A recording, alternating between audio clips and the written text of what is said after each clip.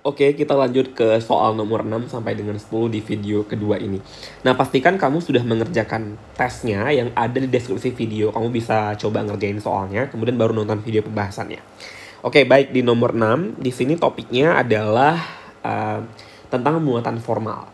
Nah, buat kamu yang belum nonton video 1 sampai 5, boleh nonton di video yang pertama untuk mini tes kedua ya. Baru bisa lanjut kemari. Nah, di soal nomor 6 ini, muatan formal. Nah, masih ingat muatan formal itu dihitungnya ya, muatan formal atau nanti aku singkat dengan MF aja ya. Jadi untuk menghitung MF itu, kita bisa hitung dengan penjumlahan atau pengurangan gitu ya. Dimana di sini adalah jumlah elektron valensi dari atomnya, kemudian akan dikurangi ya dengan jumlah elektron dikurangi sama ya pasangan elektron bebas ya, pasangan elektron bebas, kemudian dikurangi sama jumlah ikatan ya, jumlah ikatan.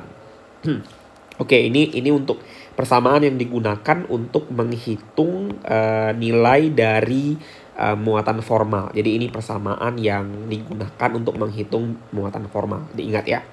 Nah, kita lanjut ke soal. Di sini gambarnya ditunjukkan.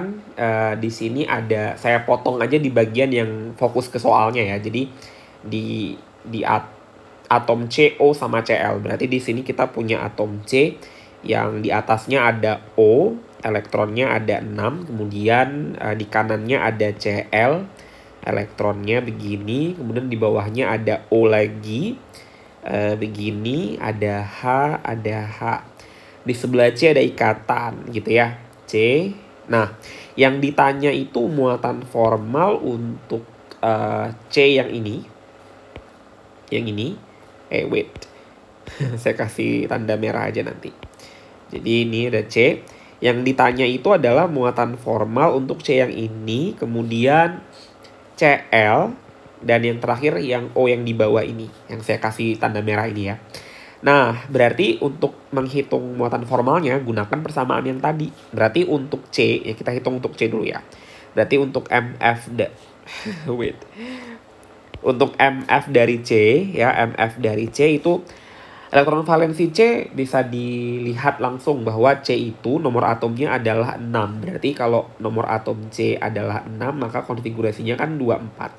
Maka ini adalah elektron valensi 4 yang terakhir. Jadi ini 4 dikurang sama PeB. Elektron bebasnya di C itu tidak ada karena semuanya berikatan kan. Ini ada ikatan, ini ikatan semuanya. Jadi otomatis tidak ada PeB. Maka di sini 0. Dikurangi sama ikatan. Ikatannya ada berapa? Ikatannya di sekitar C ada 1, kemudian ada 1, 2, 3, 4. Berarti dikurangi sama 4 ya. Dikurangi sama 4, maka hasilnya adalah 0. Kemudian muatan formal untuk Cl. Nah, muatan formal untuk Cl. Cl itu nomor atomnya 17 ya. Berarti 2, 8, 7. Maka ini adalah elektron valensinya 7. Maka 7 dikurang sama PeBCl. Nah, perhatikan PeB-nya ada berapa pasang? Pasang elektron bebasnya. Ada 1, 2, 3. Ya, berarti ada. Tapi yang di pasangannya ya. Berarti yang dihitung pasangannya. Jadi pasangannya ada 3. Ya, kemudian sebentar. Elektron bebasnya bukan pasangan ya harusnya, atau jumlahnya. Wait, kita pastikan dulu. Sorry, saya salah ini. Sebenarnya bukan pasangan di sini. Rumusnya saya ganti sedikit ya. Ini harusnya bukan pasangan, tapi jumlah elektron bebas ya.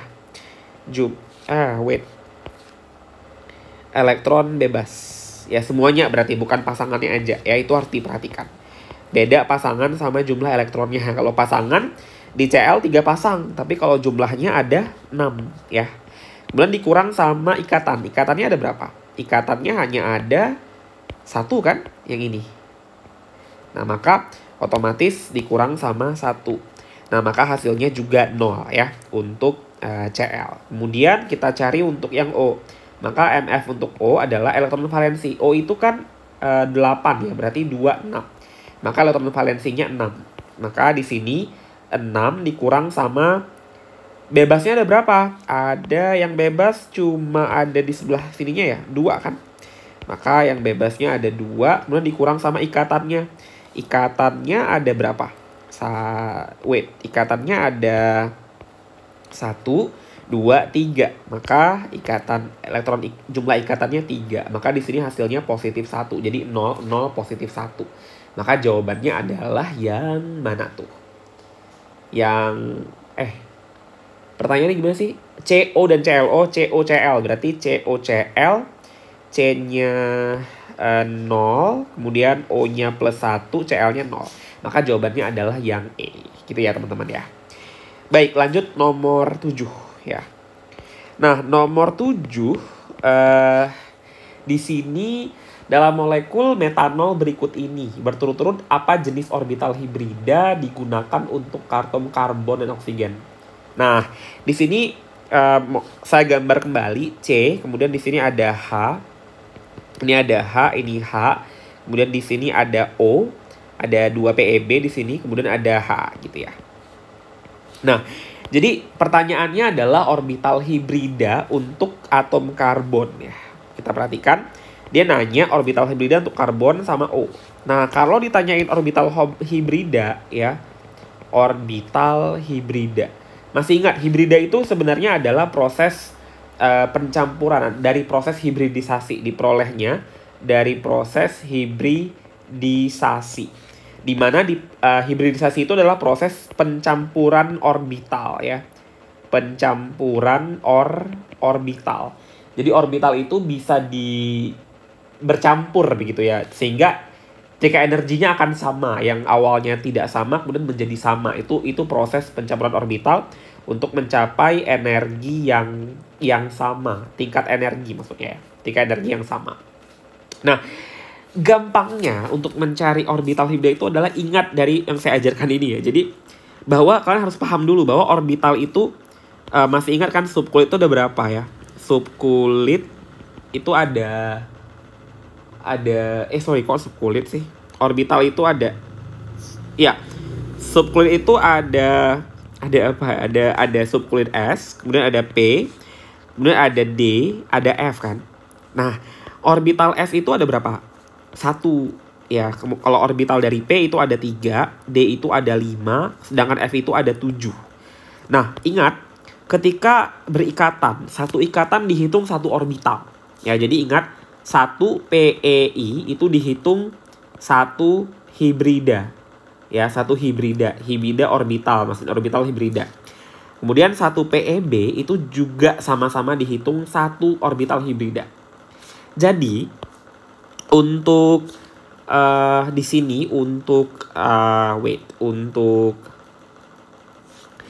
C kita lihat di sini ikatannya. 1 ikatan PEI, kemudian 2, 3 ya kan. Ini ada 4. Nah, berarti ada 4. Karena ada 4, maka di situ semua PEI ya. Maka orbital pertama sudah pasti adalah S karena S itu 1. Kemudian sisa 3-nya adalah milik P karena P itu bisa jumlahnya 3. Maka SP 3. Paham ya untuk C. Lalu untuk O, lihat O sekarang kita punya ikatan kiri 1, di bawah 1, kemudian ini PEB-nya 2. Maka dia tetap juga punya 4 orbital hibrida. Maka untuk O kemudian menjadi apa? Tetap SP3 karena ada 4 juga. Jadi begitu ya cara melihat orbital hibrida. Oke. Nah, maka jawabannya adalah yang D. Nah, tapi di soal ini ada muncul orbital lain namanya DSP2. Nah, DSP2 itu sebenarnya sama kalau kalian melihat nanti DSP2 atau kalian menemukan SP2D, itu sebenarnya dua-duanya sama. Cuma di sini terjadinya di mana? Terjadi orbital hibrida ini untuk yang unsur transisi ya. Unsur transisi yang membentuk kompleks ya, membentuk senyawa kompleks. Nah, itu mayoritas mereka itu adalah SP2D. Jadi nggak SP3. Meskipun ada 4. Misalnya contohnya kita sebut aja misalnya bentuknya adalah bentuk kompleks dari CU. Ini contoh ya. Contohnya misalnya CU, kemudian mengikat 4 ligan NH3, kemudian muatannya 2+. Nah, ini proses pembentukan ini kemudian nanti karena dia mengikat 4, kan harusnya dia punya orbital hibridnya 4. Tapi di sini yang terjadi justru hibridisasinya yang bercampur adalah D, kemudian 4S dan 2P. Jadi prosesnya kalau bisa dilihat ini Ni. Awalnya konfigurasi awal Ni itu kan sebenarnya kita mulai dari 18 ya, berarti kita pakai AR. AR berarti AR itu kan 18, maka lanjutannya adalah 3D 3D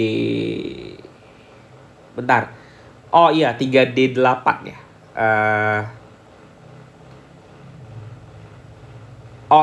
Jadi sebenarnya dia itu jumlahnya berapa sih? 28 ya. Maka ada 4S2 dulu, kemudian 3D8. Nah ini, karena nomor atomnya adalah 28.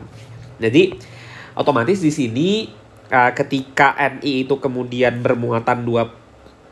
Kenapa Ni sih saya bahasnya? Ini lagi bahas siapa sih? Lagi bahas Cu ya? Sorry. Kita ganti dulu ya, bukan Ni yang dibahas.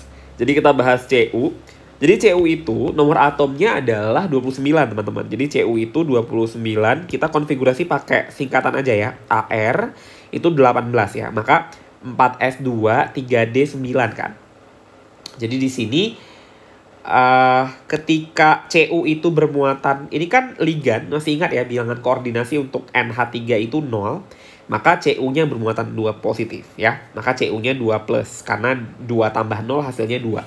Maka otomatis di sini ketika Cu itu bermuatan 2 positif, maka yang dia lepaskan elektron di mana dulu? Elektron di kulit S. Jadi S-nya akan jadi 0. Maka ketika dia 2+, AR-nya 4S-nya akan 0. 3D-nya tetap 9 gitu ya.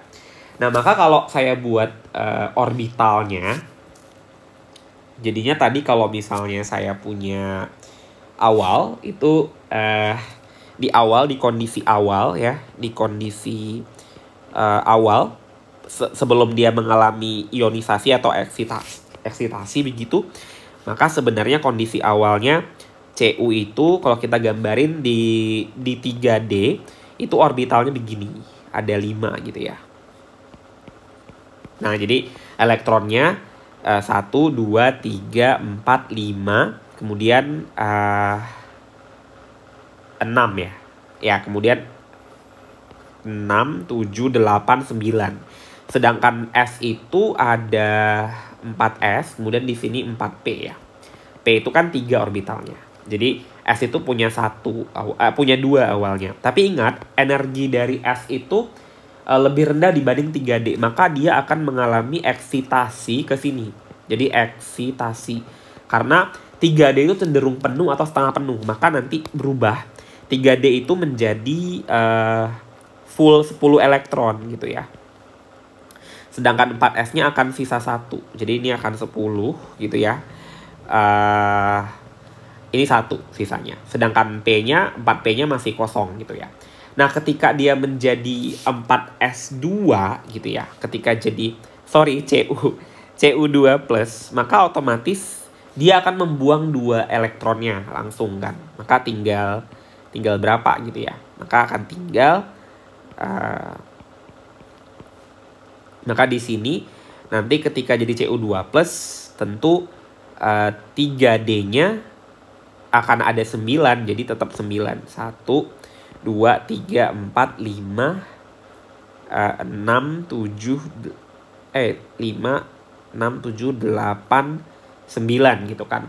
Nah, ternyata elektronnya itu akan berpindah ke P yang di sini karena dia cenderung sendiri kan. Jadi dia akan pindah ke 4P.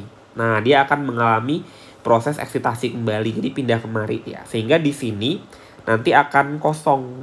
Nah, ini akan kosong.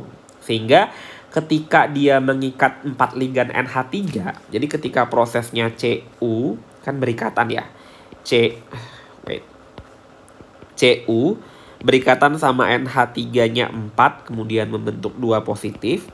Itu NH4 itu kan memiliki elektron pasang-pasangan elektron begitu ya. Jadi otomatis nanti 5 ini kita isi 1. Nah begini. Maka nanti otomatis elektron awalnya kan hanya ada 8 tadi awalnya ya di ECU.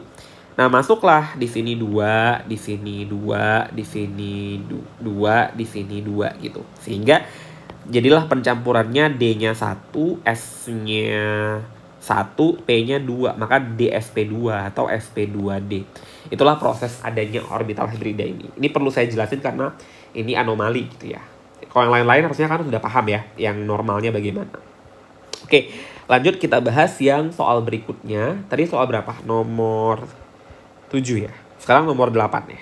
Nah, nomor 8 itu soalnya tentang apa nih? Oh, kekuatan interaksi antar molekul. Jadi kita punya senyawa pertama itu adalah CH3CH3. Senyawa kedua adalah CH3CH2CH3.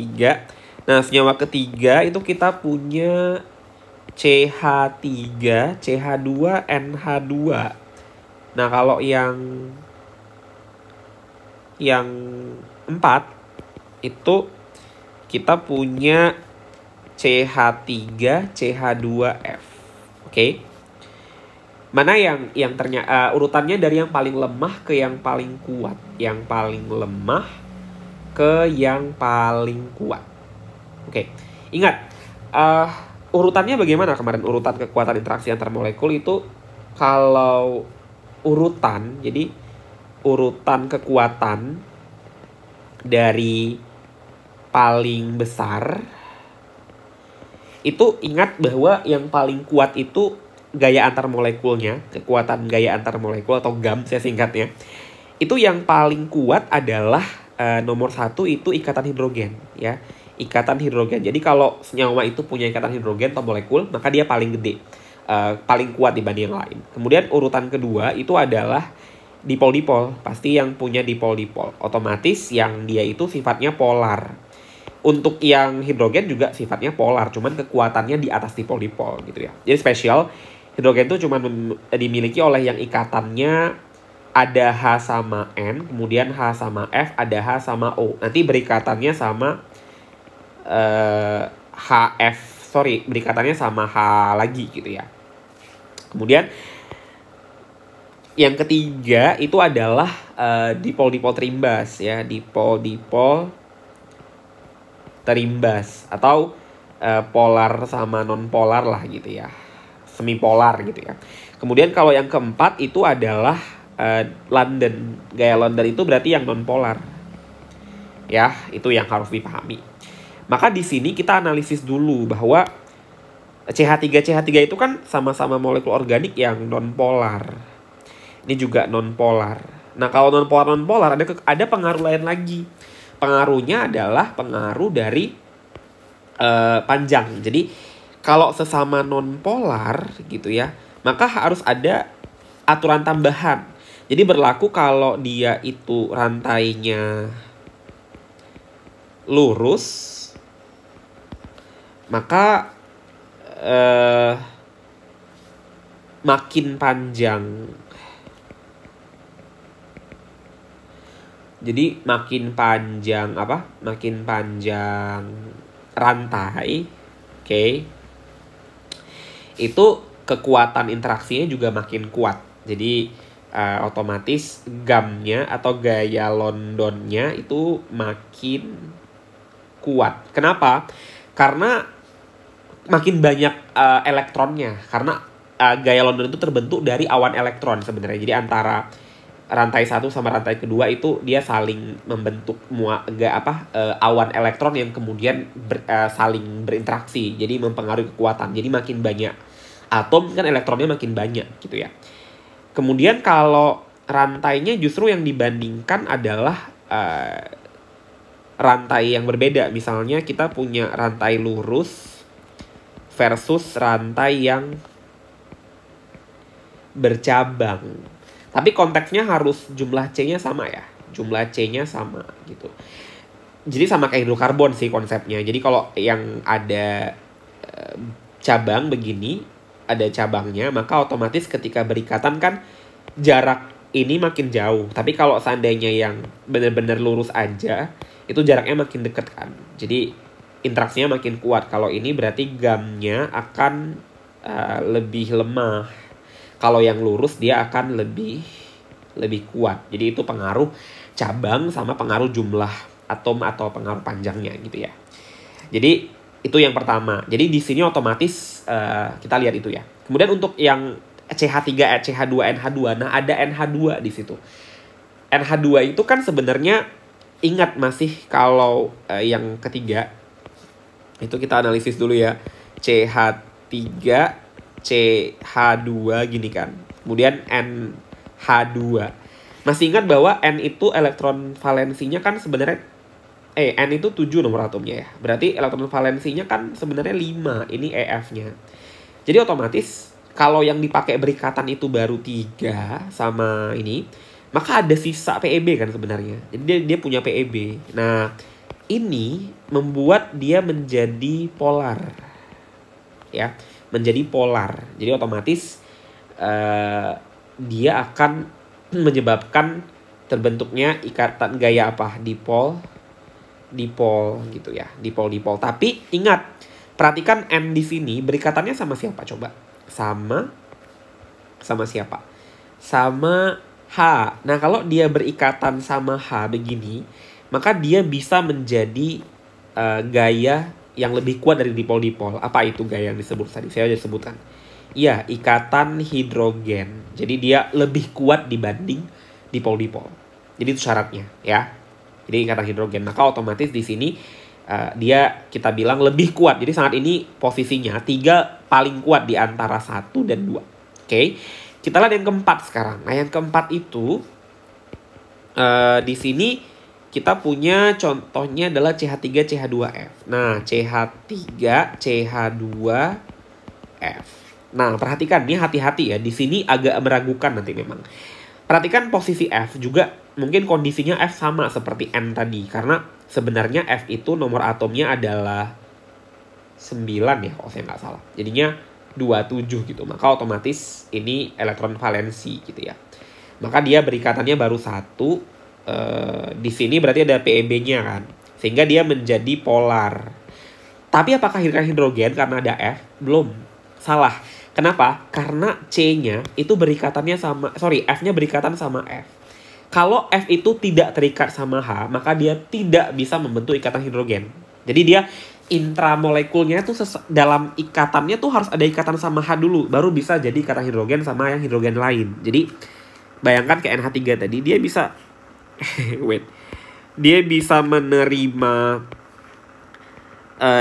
hidrogen yang lain dari molekul lain ini kalau dia berikatan sama H di dalam intranya. Tapi karena F di sini tidak berikatan sama H, tapi justru berikatannya sama C, maka F tidak bisa menjadi ikatan hidrogen untuk yang molekul lain. Sehingga dia hanya polar saja. Maka dia akan jadi dipol. Maka sudah bisa kita urutkan ya. Maka kekuatan yang paling kuatnya adalah 3, kemudian ada 4. Karena ditanya dari yang paling lemah, ingat, jadi otomatis yang paling kuat adalah 3, kemudian disusul sama 4, kemudian nah 2 dan 1 mana yang lebih kuat? Tadi saya bilang bahwa 1 dan 2 itu karena sama-sama lurus dan sama-sama non-polar hanya gaya London, maka dia lebih lemah. Yang lebih panjang itu lebih kuat, maka otomatis di sini ada 2 baru 1. Maka jawabannya adalah yang D untuk soal nomor 8 ini. Oke?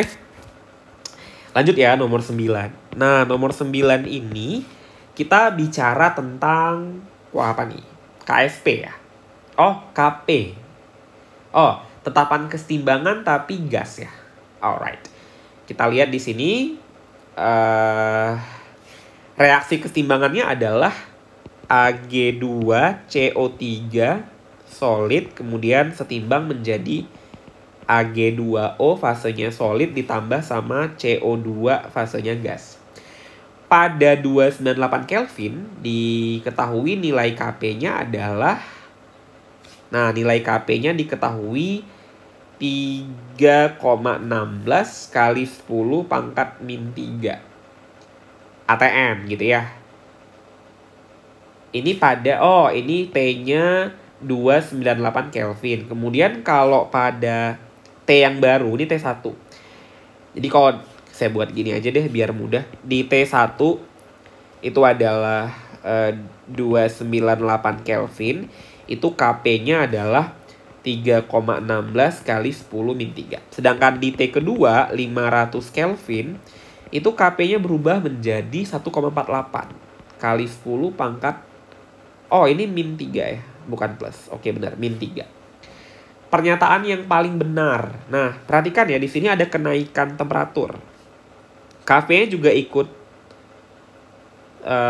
ternyata Kp-nya turun ya. Jadi makin kecil.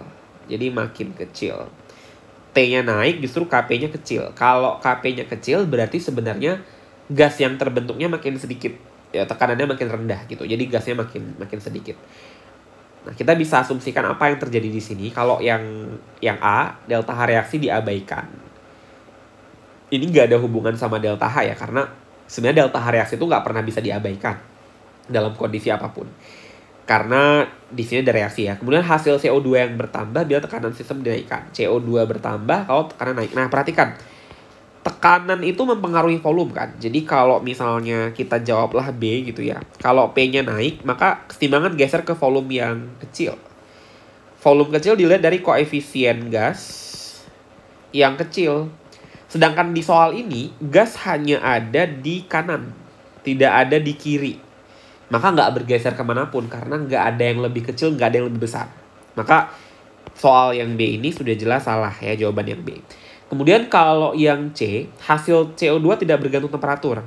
Salah, buktinya tadi ketika temperaturnya naik, Kp-nya makin kecil. Berarti jumlah CO2-nya makin berkurang kan? Maka bergantung harusnya. Kemudian yang D, reaksinya endoterm. Nah, reaksi endoterm itu gimana sih sebenarnya? Masih ingat kalau reaksi itu bersifat endoterm? Reaksi endo itu sebenarnya kalau T dinaikkan itu akan bergeser ke delta H yang positif atau ke endoterm gitu. Perhatikan di sini proses penguraian itu adalah proses yang terjadi secara endoterm atau eksoterm.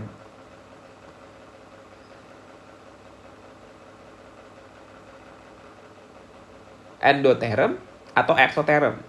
Jadi ingat, Ag2CO3 itu bisa diuraikan kalau proses ini mengalami pelepasan energi. Jadi dia ketika, lihat aja dari ininya sebenarnya kelihatan ya, ketika dia ditambah suhu, justru dia membuat tekanan gasnya makin rendah. Berarti kalau tekanan gasnya makin rendah, kemana geser kesetimbangannya? Ke kanan atau ke kiri? Ke kiri, karena kalau ke kiri geser, CO2-nya makin kecil kan. Nah, jadi sebenarnya reaksinya benar endoterm. Maka jawabannya adalah yang D ya untuk soal ini. Kalau yang E, nilai Kp ditentukan dari jumlah Ag2CO3 yang digunakan. Ingat ya, untuk mencari Kp yang dipakai hanya fase apa? Untuk Kp itu yang digunakan hanya fase gas. Sedangkan di sini dilihat bahwa Ag2CO3 fasenya adalah solid, maka tidak mempengaruhi Kp. Ya. Lanjut soal terakhir untuk sesi video ini. Sebentar. Soal terakhir ya, nomor 10. Nah, nomor 10 di sini soalnya tentang apa? Garam-garam berikut ini dilarutkan dalam air. Manakah yang memiliki larutan yang pH-nya paling tinggi? Oke, ditanya larutan yang pH-nya paling tinggi. Nah, ini berhubungan sama pH garam. Berarti nanti ini berhubungan sama pH garam yang ada di pilihan jawaban. Kita harus analisis dari mana garam ini dibentuk. Jadi kita harus tahu pembentuknya. Pembentuk garam. Otomatis pembentuk garam itu ada asam, sama kita punya basa. Dan asam dan basa ini kan punya sifat. Bisa lemah, bisa kuat. Begitu juga basa. Bisa kuat, bisa lemah. Itu mempengaruhi pH nanti. Jadi perhatikan yang A. Yang A itu kan Ki. Nah, berarti Ki dihasilkan dari mana? K berarti basa ya. Berarti dari KOH ditambah sama I berarti HI. Nah, KOH itu asam kuat. HI itu KOH itu basa kuat, sorry. Basa kuat, ini asam kuat. Kalau kuat sama kuat itu hasilnya pasti pH-nya netral. Nah, pH garamnya netral, maka sama dengan 7. Ingat ya. Kalau yang B itu adalah KBr, kasusnya sama ini. Jadi dihasilkan oleh siapa? Oleh KOH dan HBr. Sama, HBr juga asam kuat ya. KOH basa kuat, maka otomatis ini pH-nya juga 7 ya. Lanjut, yang C. Yang C itu adalah KCl. Nah, KCl ini sama lagi ya konteksnya. Dari KOH ditambah sama HCl. Teman-teman udah tahu bahwa HCl itu asam kuat, KOH itu basa kuat. Jadi garam yang dihasilkan pasti pH-nya juga sama dengan 7. Oke. Jadi bukan juga ya. Kemudian kita lanjut yang D deh sekarang. Yang D itu KF. Nah, ini mungkin bisa jadi jawabannya ini ya. Karena, atau bisa jadi E juga ya. Bentar, KF itu kan KOH, kemudian dari HF ya. Nah, HF itu asam lemah. Ingat ya, dari semua garam-garam halida, baik itu HI, HBr, HCl kan golongan 7 semua ya, ionnya. HF, tapi dia yang lemah tuh HF. Kenapa? Karena HF itu punya ikatan hidrogen. Jadi untuk untuk terurai itu agak sulit. Jadi dia Ka-nya rendah sekali disosiasinya. Maka KOH itu basa yang kuat. Nah, kalau basa kuat ketemu basa lemah, ketemu asam lemah, ini bisa terjadi proses hidrolisis. Hidrolisis apa? Garam. Jadi garam KF ini bisa mengalami hidrolisis. Dan hidrolisis itu kalau hidrolisisnya berasal dari asam yang lemah. Jadi ketika dihidrolisis nanti kan HF ya. Bentar. Kan garamnya KF ya. Jadi garamnya adalah KF. Ionisasinya kan jadi K plus tambah F min. Nah, hidrolisis itu kan reaksi sama air sebenarnya. Jadi ketika K bereaksi sama H2O, itu nggak ada reaksi apa-apa. Karena ion logam ini tidak bisa mengalami reduksi sama air. Karena air yang akan reduksi dibanding K gitu ya. Tapi ketika F ketemu sama air, maka dia bisa mengalami proses reaksi yang lemah ini bisa mengalami. Karena H2O itu kan ada H plus sama OH min ya. Maka hasil akhirnya nanti H plus akan bereaksi sama F membentuk HF. Nah, ditambah sama OH min. Nah, karena ada OH min di akhir, maka hasilnya larutannya akan basa. Yang awalnya dia adalah garam gitu ya. Kemudian bisa jadi basa karena ada ion OH min di akhir dari proses hidrolisis. Maka kalau pH basa otomatis pH-nya pH larutannya akan di atas 7. Maka sudah pasti dia paling tinggi pH-nya. Maka jawabannya adalah yang D untuk nomor 10 ini. Gitu ya, bisa dipahami ya semua. Oke, sampai ketemu di video ketiga dan keempat.